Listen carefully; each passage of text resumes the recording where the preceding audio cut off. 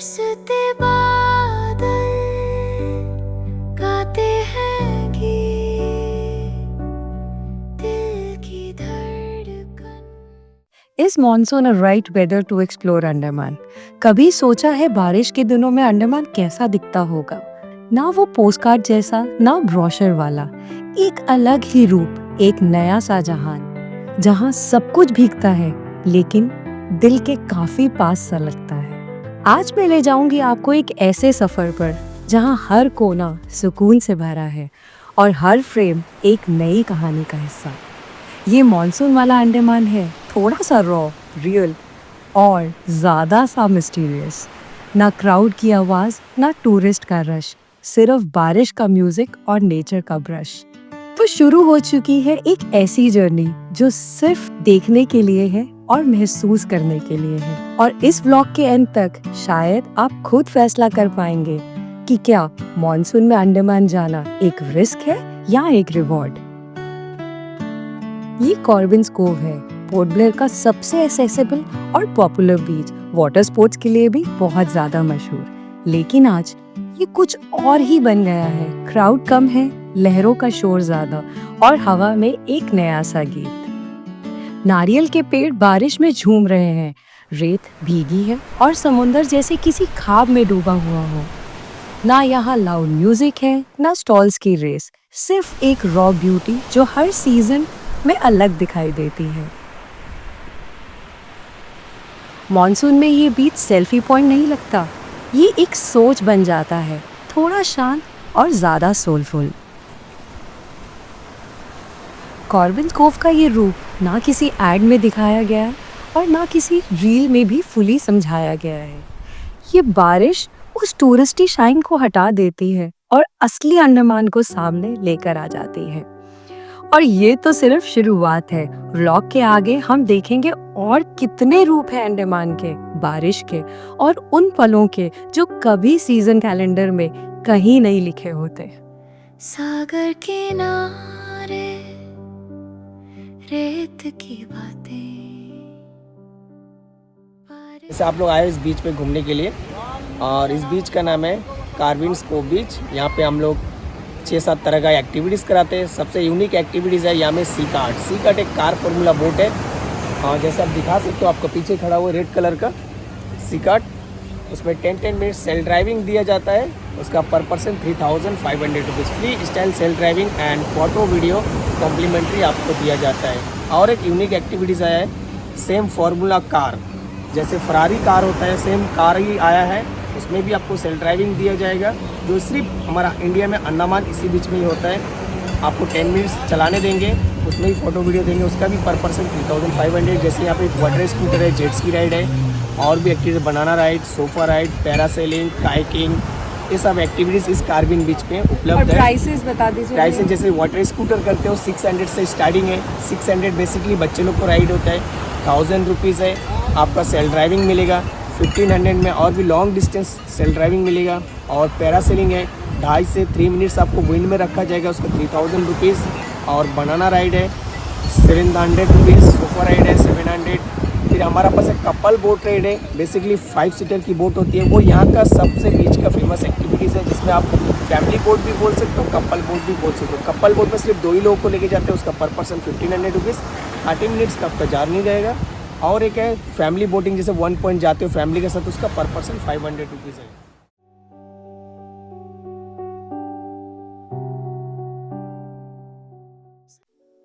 कॉर्बिन्स CoV से ये flag point तक जाने वाला कोस्टल रोड बारिश के मौसम में और भी खूबसूरत लगता है।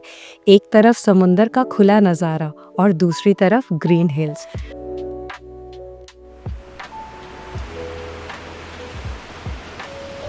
कहीं क्लाउड्स पानी से मिलते हैं तो कहीं हवा सीधी दिल तक लग जाती है। और अगर आपको ड्राइव पसंद है तो ये एक परफेक्ट मॉनसून स्ट्रेच है। रास्ते में कई ऐसे व्यू पॉइंट्स मिलते हैं जहां रुककर आप पूरा कोस्टलाइन देख सकते हो। फ्लैग पॉइंट तक कंस्ट्रक्शन अभी चल रही है, लेकिन रास्ते का हर मोड़ एक पोस्टकार्ड जैसा लगता है। सपनों के पीछे भागता जहां इस बारिश भरे मौसम में जब हवा तेज चलती है और लहरों का शोर बढ़ता है तो ये तिरंगा और भी शान से लहराता है। ये है फ्लैग पॉइंट, पोर्ट ब्लेयर का वो जगह जहां नेताजी सुभाष चंद्र बोस ने 30 दिसंबर 1943 को पहली बार भारत का तिरंगा लहराया था। ब्रिटिश राज के खिलाफ एक घोषणा, एक सपना जो आजादी से पहले देखा गया था। आज भी ये झंडा वही जोश, वही घर लेकर खड़ा है। बारिश हो या धूप, ये कभी झुकता नहीं।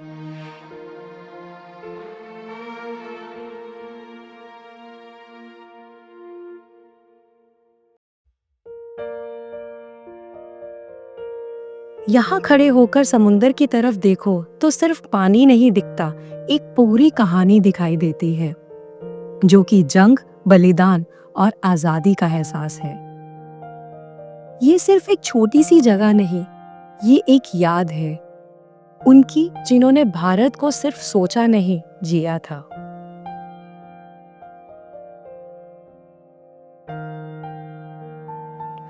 मॉनसून यहाँ सब कुछ और भी रॉ और रियल बना देता है। कोई क्राउड नहीं, कोई नॉइज नहीं, सिर्फ एक फ्लैग, एक जज्बा और एक बारिश से भरा हुआ सैल्यूट। मरीना पार्क सिर्फ एक पार्क ही नहीं, ये एक व्यू पॉइंट भी है और एक मिनी फूड स्ट्रीट भी।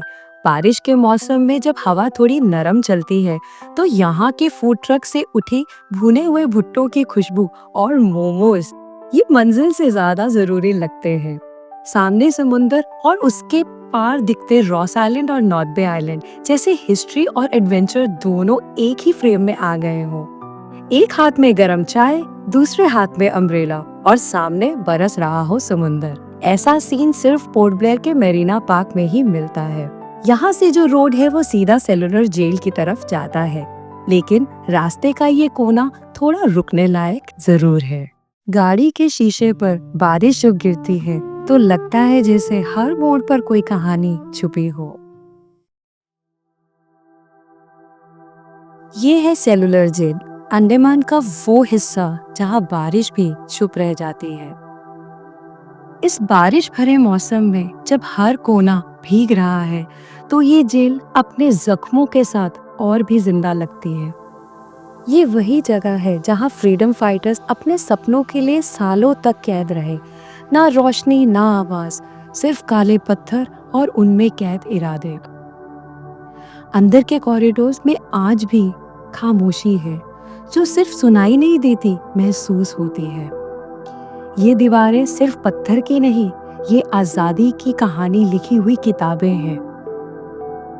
बारिश जब इस जेल पर गिरती है तो हर ड्रॉप एक सैल्यूट बन जाता है उन लोगों के लिए जिन्होंने आजादी का सही मतलब हमें समझाया। वक्त बदल गया है, लेकिन कुछ कहानियां बारिश में और भी साफ सुनाई देती हैं। ये किसी और का दर्द नहीं, ये हम सबका इतिहास है। सपनों के पीछे भागता जहां, बारिश की बूंदें। ये अंडमान का वो हिस्सा है जो ब्रोशर में नहीं होता, लेकिन यादों में जरूर रह जाता है। जेटी के पास एंकर्ड बोट बारिश में ऐसे झूलती हैं जैसे समुंदर के साथ कोई पुराना राग गा रही हो। पोर्ट ब्लेयर की मार्केट बारिश में खामोश नहीं पड़ती, वो सिर्फ अपना मूड बदल लेती है। और बीच में आता है क्लॉक टावर, ना सिर्फ एक चौक बल्कि शहर का वो पॉइंट जहां से हर रास्ता किसी कहानी की तरफ ले जाता है। ये जगह किसी ट्रैवल ब्रोशर का फ्रंट पेज नहीं, लेकिन अंडमान का असली एहसास यहाँ ही बन पाता है।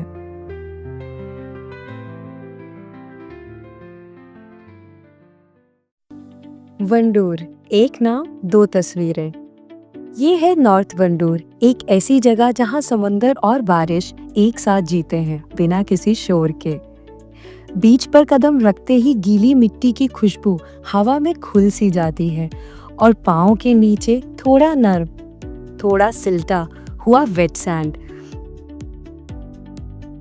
मॉनसून का मौसम ना धूप ना भीड़, बस क्लाउड्स का एक काम कैनवस और समुंदर की आवाज, कभी सॉफ्ट कभी थोड़ी सी वाइल्ड।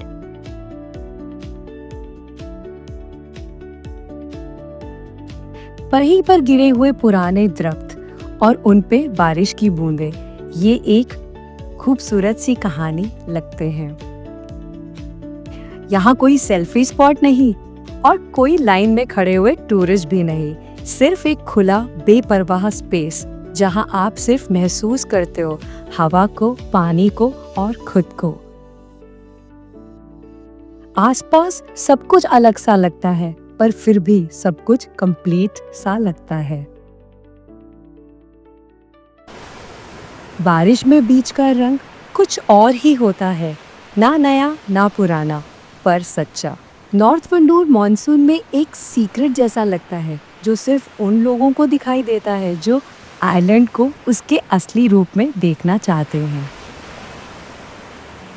बरसते बादल गाते हैं गीत, दिल की धड़कन बने संगीत, लहरों के संग बहती है नॉर्थ वंडूर से निकलते ही थोड़ी दूर में हम पहुंचे साउथ वंडूर। यहाँ का सीन थोड़ा डिफरेंट है। ओपन बीच, चलती हुई हवा और आसपास काफी सारा क्राउड। बारिश कभी कभी हल्की हो रही थी और फिर रुक सी जा रही थी। कुछ फैमिलीज भी आई हुई हैं जो शांति से समुंदर को देख रही थी। हवा तो आज काफी तेज थी। ये जगह टूरिस्टी तो है ही है, लेकिन यहाँ पे लोकल क्राउड भी काफी दिखाई देता है, जो इसे बहुत स्पेशल बना देता है। और समुंदर भी काफी एक्टिव लग रहा था।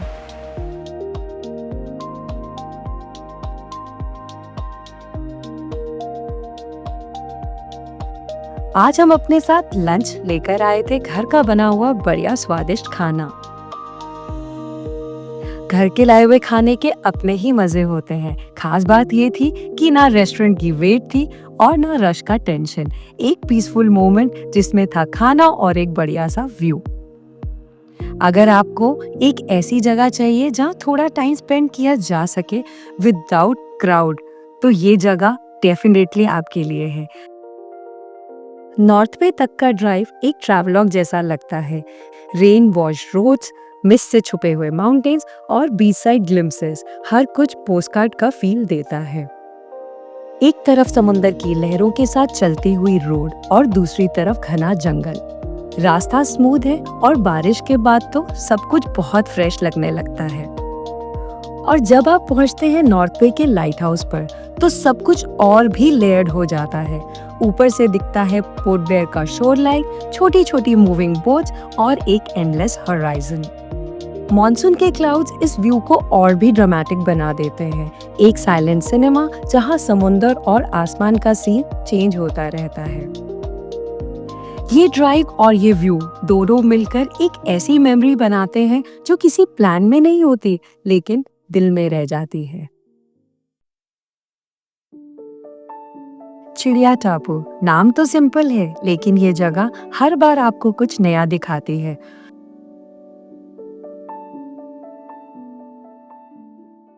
बारिश के दिनों में यहाँ की मिट्टी से लेके आसमान तक सब कुछ भीग जाता है और हर कलर थोड़ा और इंटेंस लगता है।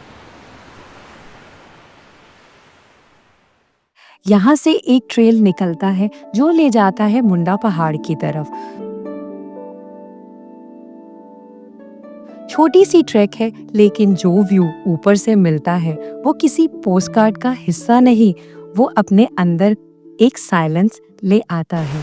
क्लिफ के एज पर खड़े होकर जब नीचे का समुंदर और आसमान मिलते दिखते हैं, तो एक पल के लिए सब कुछ रुक जाता है। कुछ जगहों पे पहुंचना सफलता नहीं, सुकून होता है। मुंडा पहाड़ पर भीड़ नहीं थी, बस हवा थी, तीखी, तेज और बिल्कुल जिंदा। ये जगह मॉनसून में और भी रॉ लगती है। सेफ है और अगर आप नेचर से कनेक्ट होना चाहते हो तो ये स्टॉप मिस नहीं करना चाहिए। चिड़िया टापू सिर्फ बर्ड्स के लिए नहीं, उन लोगों के लिए है जो नेचर की खामोशी सुनना चाहते हैं। अंडमान का हर कोना सिर्फ खूबसूरत नहीं, कई कहानियों से भरा हुआ है। माउंट मणिपुर, जिसे पहले माउंट हैरियट कहा जाता था, एक ऐसी ही जगह है जहां नेचर और इतिहास दोनों एक साथ चलते हैं। ड्राइव ऊपर की तरफ है, रोड नैरो है पर अच्छी कंडीशन में है। दोनों तरफ घना जंगल और बारिश के बाद हर पत्ता जैसे चमक उठता हो।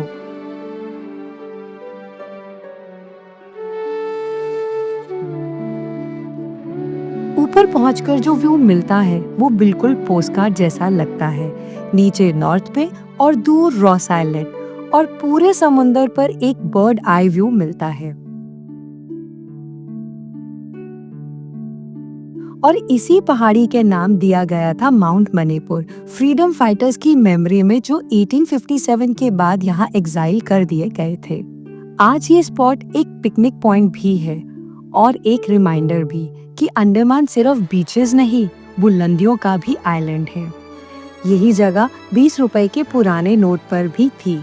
कई जगह पर खुद को छोटा महसूस करना एक बहुत बड़ा एक्सपीरियंस होता है।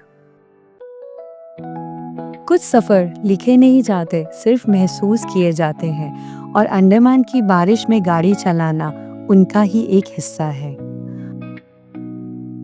आसमान बिल्कुल भारी लगता है और हर 10 मिनट में बारिश का मूड बदल जाता है। कभी हल्की फुहार, कभी ऐसे तेज बारिश की वाइपर भी थक जाए। शुरुआत में रोड स्लिपरी लगता है, पर फिर धीरे धीरे आंख और स्टीयरिंग दोनों एडजस्ट हो जाते हैं। खिड़की के शीशे पर बूंदें रहती हैं, कुछ रुकती हैं, कुछ बहती हैं और उनके पार दिखता है गीली रोड, रॉ जंगल और एक पूरा आइलैंड जो भीग रहा होता है। इस ड्राइव में म्यूजिक नहीं बजता, सिर्फ बारिश का साउंड डिजाइन है। रूफ पे टप टप, टायर के नीचे से पानी का स्प्लैश और कभी कभी एक सडन साइलेंस जब सब कुछ रुक सा जाता है। कहीं रोड पे छोटी छोटी झील सी बन जाती है, कहीं जंगल इतना पास आ जाता है कि लगता है गाड़ी उसमें घुस रही हो। ये सीन ब्रोशर में नहीं रहता, पर आइलैंड का असली फेस यही दिखाता है। बारिश सिर्फ भिगाती नहीं, वो हर जगह को एक नया मूड दे जाती है। ये अंडमान का एक छुपा हुआ हिस्सा है जहाँ जाने के लिए आपको थोड़ा पेशेंस चाहिए, लेकिन जब आप पहुँचते हो तो लगता है जैसे किसी प्राइवेट आइलैंड पे आ गए हो। शोल बे, ये एक ऐसी जगह है जहाँ टूरिस्ट फुटफॉल कम होता है और नेचर का वॉल्यूम फुल। यहाँ कोई शोर नहीं, ना रिजॉर्ट्स, ना कैफे, सिर्फ एक वाइड रॉक बीच जहाँ लहरों का साउंड और हवा का प्रेशर आपके हर थॉट को हल्का कर देता है। आज हम आए एक बहुत ही सुंदर जगह जो कि है शोल बे 19। ये बहुत ही खूबसूरत बीच है और मजेदार बात ये है कि आज बहुत बढ़िया मौसम है, बारिश हो रही है, तो आई एम श्योर आज इस बीच को एक्सपीरियंस करने में और बहुत ज्यादा मजा आएगा। बारिश ने छेड़ी मीठी मुलाकातें, हवा में बसी है खुशबू पुरानी मन की गहराई में। जैसे ही शोल बे में आते हैं तो आते ही एक चेक पोस्ट पड़ती है, जो कि चेक पोस्ट तो क्या कहूँ, एक इको हट है जहाँ पे फॉरेस्ट डिपार्टमेंट के कुछ लोग बैठे होते हैं। वो बेसिकली आपसे ये चेक करते हैं कि आप अपने साथ कोई ईटेबल्स या फिर कोई प्लास्टिक तो नहीं ले जा रहे, बिकॉज इस ब्यूटीफुल से बीच को प्लास्टिक फ्री जोन बनाया गया है। तो वो आपसे वो चीज तो चेक करते हैं, उसके साथ वहाँ पर आपको एक एंट्री करनी पड़ती है। जैसे ही आप एंट्री करते हैं उसके बाद दिखाई देता है ये बढ़िया से वॉकवे। वॉकवे पे जैसे ही वॉक करते करते आप आगे आपके कदम बढ़ते हैं तो आपकी दोनों साइड्स पे दिखाई देते हैं बढ़िया से मैंग्रोव्स, जो इस जगह को और खूबसूरत बना देते हैं। और फाइनली बीच में in the middle of the walkway ये बढ़िया बढ़िया से इको हट्स बना रखे हैं कि अगर आप थक जाए ड्यूरिंग योर वॉक धूप तेज हो तो आपको शेड मिल जाएगा, और यहाँ अगर आज की तरह मौसम बढ़िया है तो ऐसे आप इस जगह पर बैठ के मौसम को एंजॉय कर सकते हैं, बढ़िया हवा को एंजॉय कर सकते हैं और बारिश से भी बच सकते हैं, क्योंकि आज बारिश भी हो रही है। तो अभी हम यहाँ पर करके आराम से कर रहे हैं रिलैक्स। अब यहाँ से आगे जाएंगे बीच की तरफ।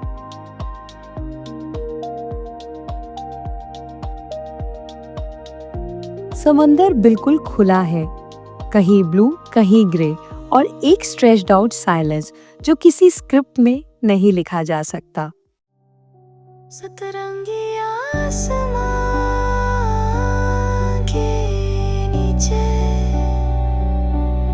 मन की गहराई में बातें सींचे, बारिश ने छेड़ा सुरों। डूबते हुए पेड़, लोकल फिशरमैन दूर अपनी दुनिया में, और मिट्टी का वो स्मेल जो सिर्फ बारिश के बाद जिंदा होती है। ये वो जगह है जहाँ वक्त का कोई मतलब नहीं लगता, ना क्लॉक ना कैलेंडर, सिर्फ एक फीलिंग रहती है कि मैं यहाँ हूँ और ये काफी है। शोलबे एक सेल्फी पॉइंट नहीं, ये एक लम्हा है जो दिल के कैमरे में कैप्चर होता है। जैसे ही शोलबे में आते हैं और आपको बीच दिखाई देता है, तो ये बहुत ही सुंदर बीच है जहाँ पे बहुत ही बढ़िया सैंड पैच है। You have a nice walk and it is a perfect spot जहाँ पे आप एक फैमिली पिकनिक के लिए आ सकते हैं। डेफिनेटली खाना नहीं ला सकते हैं, बट इस जगह को आके यहाँ की ब्यूटी को, यहाँ के लश ग्रीन फॉरेस्ट को जो कि बैकड्रॉप में पीछे दिखाई दे रहा है, उसको एंजॉय कर सकते हैं और आकर एक बहुत ही बढ़िया टाइम स्पेंड कर सकते हैं। एक बुक ले आए और एक बुक को रीड करते करते यहाँ पर इस बीच पे बैठकर बहुत मजा आएगा। यहाँ शोलबे से मेरे पीछे वहां पर हैवलॉक और नील आइलैंड भी दिखाई देता है। Exactly opposite, if you can see that island which is clearly visible, that's Havelock. In my opinion ये जो आइलैंड है, ये जो ब्यूटीफुल सा बीच है, इसको भी उतना ही टूरिस्ट अट्रैक्शन मिलना चाहिए जो कि मेरे ऑपोजिट बिल्कुल जो हैवलॉक को या नील को इम्पोर्टेंस मिलती है from tourist. This beach is very beautiful, very clean, and you must add it to your itinerary because just not restrict yourself to Havelock और नील। और भी बहुत खूबसूरत जगहें हैं पोर्ट ब्लेयर में, अंडमान में, जिसको हर किसी को एक्सपीरियंस करना चाहिए। फिलहाल we are on this side of the beach, which is the right side. Otherwise one can easily walk down towards the left side, which is a bigger sand patch, और वहाँ पे easily जा सकते हैं। But आज क्योंकि high Tide है और हम बिल्कुल हाई टाइड के टाइम पे आ रखे हैं, तो जो पानी है और बीच में एक वाटर स्ट्रीम है जो रेगुलर रहता है, बट उसको easily क्रॉस किया जा सकता है। बट आज क्योंकि बारिश भी हुई है और हाई टाइड है, तो दोनों के मिश्रण के कारण वो काफी ज्यादा पानी हो गया है, जिसको क्रॉस करके जाना थोड़ा सा मुश्किल है, इसलिए हम लोग उस साइड पे नहीं जा पा रहे। But if you can see, it's a very nice beach. From here till that point you can easily walk और आराम से किसी भी अच्छे से स्पॉट को बैठकर देखकर वहां पर एंजॉय कर सकते हैं ब्यूटीफुल से बीच को और हमेशा की तरह समुंदर को। बरसते बादल गाते हैं गीत, दिल की धड़कन बने संगी, लहरों के संग। यहाँ बारिश कभी साथी बन जाती है, कभी रुक जाने का बहाना। कहीं भीग के बैठने का मन करता है, कहीं सिर्फ उस डायरेक्शन में देखने का जहाँ से हवा आती है। इस सफर का ये हिस्सा शायद किसी बकेट लिस्ट में नहीं लिखा जाता, पर इस आइलैंड का असली रंग कई बार ब्रोशर के बाहर ही मिलता है। सतरंगी आसमां के नीचे मन की गहराई। कुछ जगहों के नाम भी लोगों ने नहीं सुने होते, और उनमें भी कुछ बात ऐसी होती है जो नाम से ज्यादा अपने एहसास से याद रहती है। कुर्माडेरा बीच शब्द थोड़ा अनफेमिलियर जरूर है, पर जो यहाँ तक पहुँचता है उसके लिए ये जगह कभी भूलने वाली नहीं होती।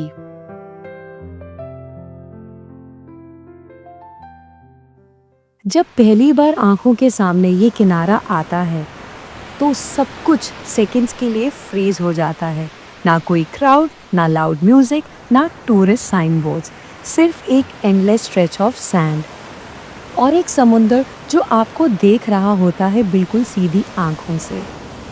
यहाँ कोई ज़्यादा स्ट्रक्चर नहीं, कोई डेकोरेशन नहीं, जो कुछ भी है वो नेचुरल है और ज़रूरी है। सागर किनारे रेत की बातें, बारिश ने छेड़ी मीठी मुलाकातें, हवा में बसी है खुशबू पुरानी, मन की गहराई में छुपी कहानी। कुरमा डेरा एक एस्केप नहीं, एक रिमाइंडर है कि फ्रीडम का मतलब सिर्फ दूर निकल जाना नहीं, बल्कि एक पल के लिए सब कुछ भूल जाना भी होता है। ये बीच वाइल्ड है, अनटच्ड है और मॉनसून में एकदम जिंदा हो जाता है। समुंदर के वेव्स का पैटर्न और रेत पे पड़ती बारिश की बूंदें एक रॉ साउंड ट्रैक बनाती हैं। ये एक और खूबसूरत जगह है जो कि हिडन जेम है डेफिनेटली, और ये भी है पोर्ट ब्लेयर में। ये जगह है Kurma Dera beach. It's a beautiful place, we have been here lot many times, but आज जो सुंदर व्यू दिख रहा है because today is high tide time और इतनी सुंदर वेव्स आ रही है, इतना सुंदर पानी दिखाई दे रहा है। और ये एक रॉक फॉर्मेशन है जहाँ पर यूजली जब भी हम आते हैं तो लो टाइड रहता है, आप इजीली आ सकते हो। अभी भी आना, सी को क्रॉस करके आना पड़ा, बट वो बहुत अमेजिंग था। ये खुद में एक बहुत बड़ा एक्सपीरियंस है। I am enjoying the weather as well as this beautiful sea to the utmost today. कुछ बीचेस ट्रैवल गाइड में नहीं होती, वो सिर्फ उन मुसाफिरों के लिए होती है जो ढूंढने नहीं, महसूस करने आए हैं। बारिश की बूंदें बालों पे गिरी, खुशियों की झड़ी अब दिल में बसी। Andaman is such a beautiful place which looks so beautiful in all seasons. मुझे बहुत सारे लोग पूछते हैं कि जून में अंडमान आया जाए या ना आया जाए, जो बहुत जायज़ सी बात है। बहुत लोगों के दिमाग में ये डाउट आता है बिकॉज अभी मानसून सीज़न ऑन है, तो हर कोई ये सोचता है कि इतनी दूर जाए, क्या फ़ायदा होगा यहाँ पर आने का इस टाइम पे। तो let me tell you and let me show you how Andaman looks in the month of June. June is a beautiful time to visit this place. Sea हमेशा की तरह बहुत खूबसूरत लगता है। वेदर इतना अप्रोप्रिएट रहता है कि आप किसी भी जगह पे जाते हो तो उस जगह की सुंदरता में और चार चांद लग जाते हैं because weather plays the main role. और आज इतना बढ़िया वेदर है और आज हम लोग आए हैं हिडन जेम में जो कि है कुरमा डेरा बीच। और यहाँ पे ये एक रॉक फॉर्मेशन है जिसके ऊपर क्लाइंब करके मुझे बहुत मज़ा आया। नीचे थोड़ा सा स्लिपरी ज़रूर हो रहा था और यहाँ पे पहुँचने के लिए मुझे पूरे नीचे सी को क्रॉस करके आना पड़ा है, जो कि एक एफर्ट डेफिनेटली था खुद में, बट मज़ा बहुत आया। और यहाँ पे आने के बाद जो व्यू दिखाई दे रहा है, जो ओपन सी का व्यू है, it's so mesmerising. It is like we are soaking in so much of beauty inside us कि बहुत ज़्यादा मज़ा आ रहा है।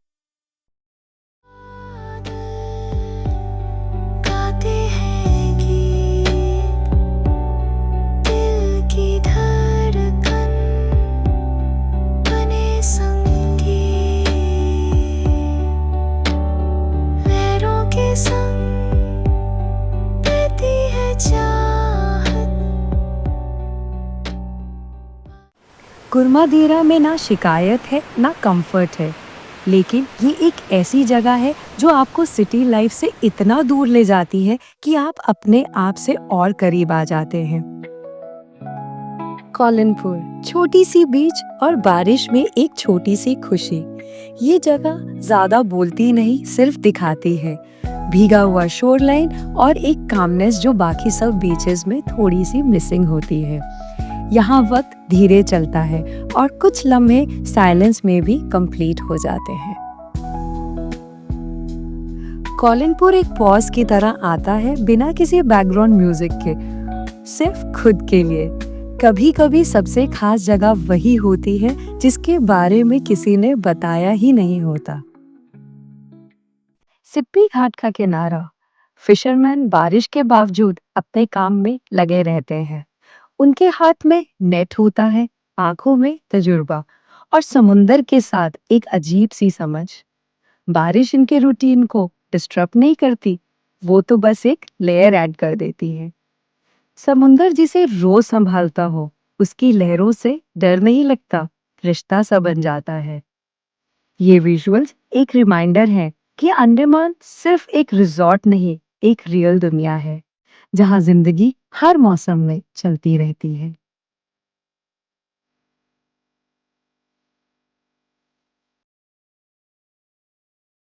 तो अब सफर अपने अंतिम पड़ाव पर है, लेकिन सवाल वही है, क्या आपने कभी सोचा है अंडमान मॉनसून में कैसा दिखता है?